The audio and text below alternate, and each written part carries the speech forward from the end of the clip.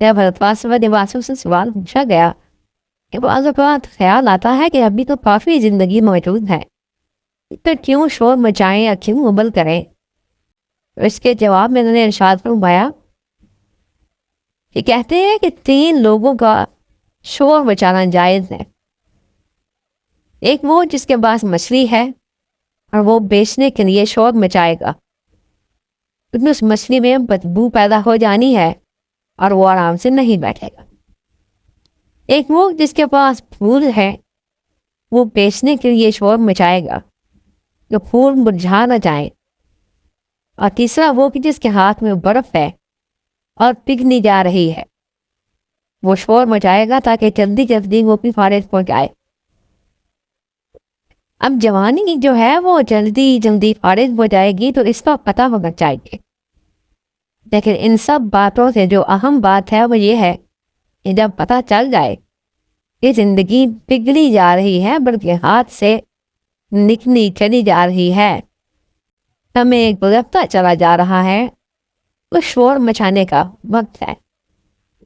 یہ جاننا میرے ہاتھ سے میرا اپنا آپ نکل گیا، میرے ہاتھ سے میرا اپنا آپ نکل گیا تو پھر تو میں مکمل بے بس ہو گیا، اور جو کچھ اس نے حاصل کیا ہے یہ ساری کی ساری چیزیں کسی اچھے سے یا برے سے آکشن مارٹ نیلام گھر میں موجود ہیں، اویلیبل ہیں۔ انسان نے کیا کیا کبار خانہ اکٹھا کیا۔ کبھی آپ جمعے کو سڑک کے کنارے جاؤ تو کتابیں عام پڑھی ہوئی ہوتی ہیں، آپ ہی لائبریریوں کا یہ حشر ہے۔ پڑھنے والے لوگ جن کے گھر میں کم پڑھنے والے ہوں، کتابوں سے وہ محبت نہ ہو، تو اس کا جو وارث ہو جاتا ہے وہ وارث کی ساری لائبریری اٹھا کے بیچ دیتا ہے، بالکل سستی کتابیں مارکیٹ میں جا کے پھر بک جاتی۔ تو کتابوں کا اجتماع بھی کوئی اجتماع نہ ہوا۔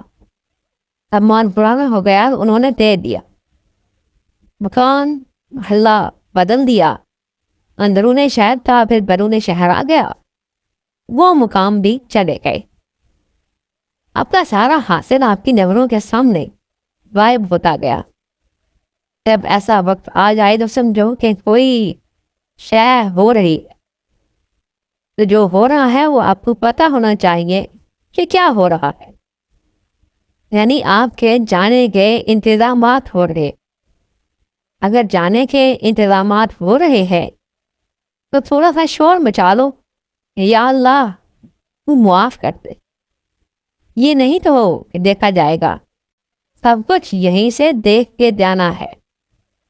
جو صاف فرما دیا ہے کہ جو یہاں اندھا ہے وہ آگے بھی اندھا ہی ہوگا، جس نے یہاں نہیں دیکھا اس نے وہاں کیا دیکھنا ہے، تو یہاں سے ہی دیکھ کے جاؤ۔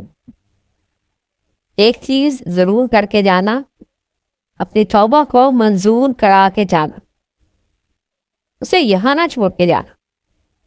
کبھی بیٹھ کے اکیلے میں یہ ضرور کر لیا کرو، یا اللہ میری غلطیوں کی توبہ۔ بعض اوقات غلطی ہم نہیں سمجھتے تو غلطی کیا ہوتی ہے؟ یہ بھی غلطی ہے کہ کسی ایسی خواہش پر اصرار جو اس کی مرضی کے علاوہ ہو۔ ہم نے جو بھی خواہش تیری رضا کے خلاف کی وہ ہی ہمارا گناہ تھا۔ ہم نے ساری خواہشات ایسی کی کہ ہم یہاں ٹھہرنا چاہتے ہیں۔ وہ کہتا ہے کہ یہاں سے نکلنا چاہیے، اس لیے ٹھہرنے کی آرزو جو ہے وہ نکلنے والوں کے لیے گناہ بھی کہلا سکتی ہے۔ لہذا یہ ٹھہرنے کا مقام نہیں ہے اور یہ دنیا بسنے کی نہیں، بلکہ اس میں کوچ ہی کا نکارا بجے گا۔ تو یہ شور مچانے کا مقام ہے کہ کوچ کا منظر تیار ہے، اور کوچ اجتماعی بھی ہو سکتی ہے، لیکن انفرادی کوچ تو ہو رہی ہے۔ یہ ایک دن کا نام نہیں ہے، بلکہ لگاتار ہر روز کا نام ہے۔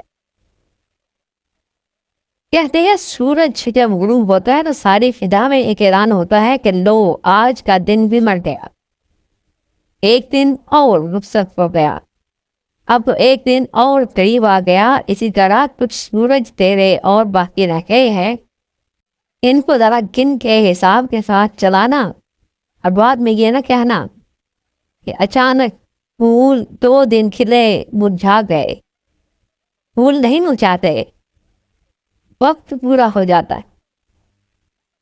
اس لیے اس بات کا بڑا دھیان کرنا، اور ایسا نہ کہنا کہ ابھی تو ہمیں پتہ نہ تھا۔ اللہ نے کہا ہے خَلَقَ الْمَوْتَ وَالْحَيَاةَ لِيَبْلُوَكُمْ أَيُّكُمْ أَحْسَنُ عَمَلًا۔ ہم نے موت اور زندگی کو پیدا فرمایا یہ دیکھنے کے لیے کہ کون اچھا عمل کرتا ہے۔